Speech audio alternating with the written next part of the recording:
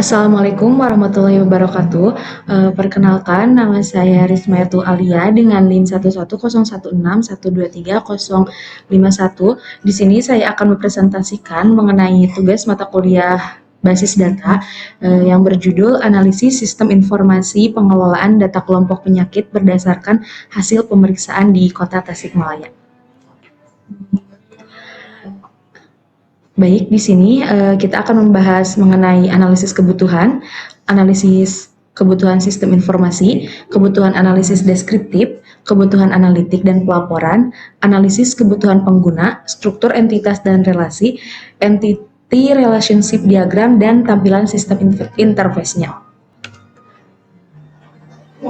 Baik, selanjutnya yaitu ada latar belakang, di mana berdasarkan dokumen progres dan data penyakit di Kota Tasikmalaya ini memiliki tingkat kompleksitas yang tinggi karena melibatkan berbagai entitas wilayah, periode waktu, serta jenis penyakit yang bersifat historis.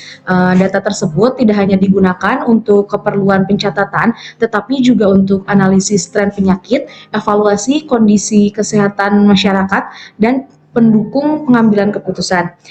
Oleh karena itu, diperlukan sistem pengelolaan dan yang berbasis data, di mana yang terstruktur agar proses pelacakan, analisis, dan pelaporan data penyakit ini dapat dilakukan secara optimal. Baik, selanjutnya di sini yaitu ada analisa kebutuhan.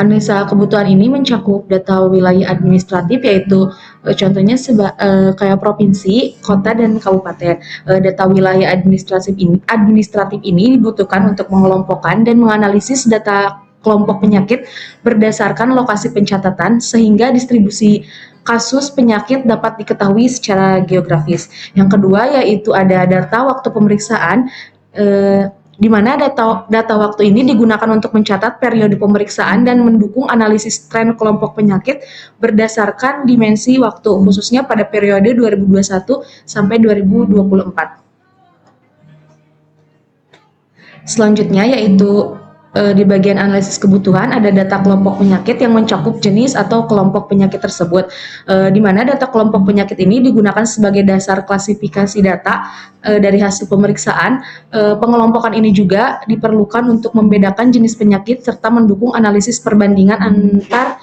kelompok penyakit. Yang kedua yaitu data kasus penyakit, di mana di sini ada jumlah kasus penyakit.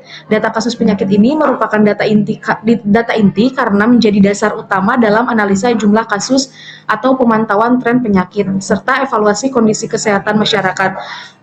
Di mana relasinya itu dengan wilayah, waktu, dan kelompok penyakit tertentu. Baik, yang selanjutnya ada analisis kebutuhan sistem informasi, di mana kebutuhan ini ada menjelaskan mengenai kebutuhan penyimpanan data. Pengelolaan data kelompok penyakit memerlukan sistem penyimpanan yang mampu menangani data dan yang jumlah besar dan bersifat historis, serta harus saling terhubung antar entitas. Oleh karena itu, diperlukan sistem basis data yang terstruktur agar data dapat disimpan, dikelola, dan diakses secara konsisten, di mana sistem ini harus mampu menyimpan data historis secara berkelanjutan untuk mendukung analisis jangka panjang, menjaga konsistensi dan keakuratan data wilayah serta kelompok penyakit, mendukung integrasi dan data antar entitas agar informasi dapat diolah secara terstruktur. Yang selanjutnya yaitu ada kebutuhan struktur data. Struktur data ini dirancang untuk mendukung pengelolaan dan analisis data kelompok penyakit secara terorganisir, di mana pemisahan antara tabel dimensi dan tabel fakta dilakukan agar dapat dianalisis dari berbagai sudut pandang serta fleksibel. Tabel dimensinya itu ada provinsi, di mana menyimpan informasi provinsi sebagai dasar pengelompokan data berdasarkan wilayah tingkat atas. Yang kedua ada dimensi kota, di mana dimensi kota menyimpan data kota atau kabupaten untuk mendukung analisis distribusi penyakit per wilayah. Yang ketiga ada dimensi bulan. Dimensi bulan menyimpan informasi waktu sebagai dasar analisis tren dan perbandingan antar periode. Yang keempat ada dimensi kelompok penyakit. Dimensi kelompok penyakit ini menyimpan klasifikasi jenis penyakit untuk memudahkan pengelompokan dan analisis data penyakit. Selanjutnya yaitu ada tabel fakta. Tabel faktanya itu ada data penyakit ini sendiri, di mana menyimpan data ini berupa jumlah kasus yang terhubung dengan data wilayah, waktu, dan kelompok penyakit melalui kode relasi. Yang selanjutnya ada kebutuhan analisis deskriptif. Analisis deskriptif ini diperlukan untuk memberikan gambaran umum mengenai data kelompok penyakit yang tersimpan dalam sistem, di mana informasi ini membantu pengguna untuk memahami kondisi data secara sistematis dan real time. Sistem ini harus mampu menampilkan jumlah kasus kelompok per periode dan waktu tertentu, menampilkan distribusi kasus berdasarkan kelompok penyakit, dan menyajikan data hasil pemeriksaan secara ringkas, jelas, dan terstruktur. Yang selanjutnya yaitu ada kebutuhan analitik dan pelaporan.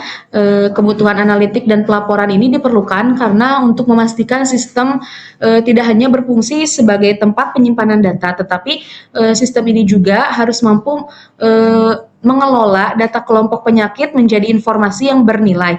Informasi ini digunakan untuk memantau kondisi kesehatan, mengevaluasi perkembangan penyakit, serta mendukung proses pengambilan keputusan. Di dalam sistem ini juga harus mampu mengelola dan menyajikan hasil analisis data kelompok penyakit dalam bentuk ringkasan yang mudah dipahami. Selain itu, menyajikan laporan dengan jumlah kasus dan distribusi penyakit berdasarkan wilayah, periode, waktu, dan kelompok penyakit. Dan sistem ini juga harus mampu menampilkan hasil analisis secara terstruktur untuk mendukung evaluasi dan perencanaan program kesehatan. Selanjutnya yaitu ada analisis kebutuhan pengguna. Analisis ini dilakukan untuk memastikan sistem dapat dimanfaatkan sesuai dengan peran utama pengguna dalam pengelolaan dan pemanfaatan data penyakit. Untuk penggunanya yaitu ada dua. Yang pertama ada untuk petugas kesehatan, di mana sistem ini harus mampu menyediakan data kelompok penyakit yang mudah diakses dan dipahami oleh pengguna atau user. Lalu yang kedua, menampilkan ringkasan dan distribusi kasus penyakit. Dan yang ketiga, harus mendukung pemanfaatan kondisi penyakit berdasarkan wilayah dan periode waktu. Di mana petugas kesehatan ini menggunakan sistem ini sebagai alat bantu monitoring dan evaluasi dalam pelayanan kesehatan. Yang kedua ada pemangku kebijakan. Sistem ini harus mampu menyajikan laporan dan ringkasan data secara jelas dan informatif, menampilkan tren dan pola perkembangan penyakit, lalu mendukung pengambilan keputusan dalam perencanaan kebijakan kesehatan. Bagi pemangku kebijakan ini, sistem sebagai dasar analisis, evaluasi, dan perencanaan program kesehatan harus dimanfaatkan secara sebaik mungkin. Selanjutnya di sini ada struktur entitas dan relasi. Pada proses perancangan basis data ditentukan beberapa entitas utama yang mempresentasikan dimensi wilayah, waktu pemeriksaan, dan jenis kelompok penyakit. Entitas ini itu saling berhubungan untuk membentuk struktur basis data yang terintegrasi. Di sini saya telah merangkum entitas utamanya itu ada 5. Yang pertama provinsi, kota, bulan, kelompok penyakit, dan data penyakit. Masing-masing entitas ini berperan dalam mendukung penyimpanan dan analisis data kelompok penyakit secara terstruktur. Dan di sini juga ada tabel relasi entitas dan kardinalitasnya.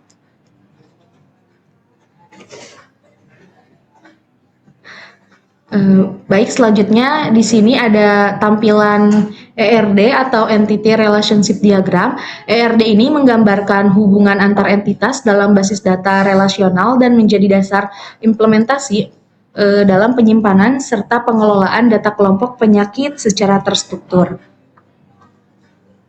Nah, di sini ada ERD kelompok penyakit berdasarkan hasil pemeriksaannya.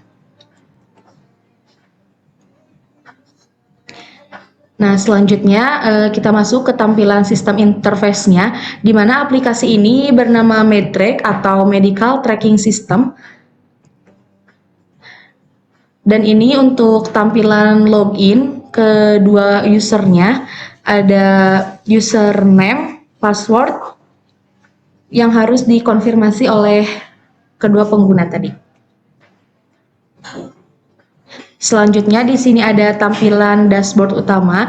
Di sini menyantumkan ada grafik, diagram, dan catatan data kasus penyakit berdasarkan hasil pemeriksaan. Lalu di sini juga ada tampilan data master di mana di data yang pertama yaitu ada data berdasarkan provinsi, yang kedua ada data berdasarkan kabupaten atau kota, yang ketiga ada data berdasarkan bulan. Selanjutnya di sini ada tampilan data kelompok penyakit. Dan di bawahnya juga ada tampilan data mentah atau raw datanya. Ini tuh berarti tampilan data mentahnya itu dimulai dari ID, lalu jenis penyakitnya, tahun dan bulannya. Dan ini untuk tampilan analitik datanya ada diagram dan ada yang lainnya juga. Dan yang terakhir yaitu ini untuk tampilan laporan dan pelaporannya. Jadi ini dapat memudahkan untuk user dalam pelaporan data penyakit yang berdasarkan hasil pemeriksaan tersebut. Baik, mungkin cukup sekian presentasi yang bisa saya sampaikan. Kurang dan lebihnya mohon maaf. Terima kasih. Wassalamualaikum warahmatullahi wabarakatuh. Dadah. Yeah, Bobby Valentino.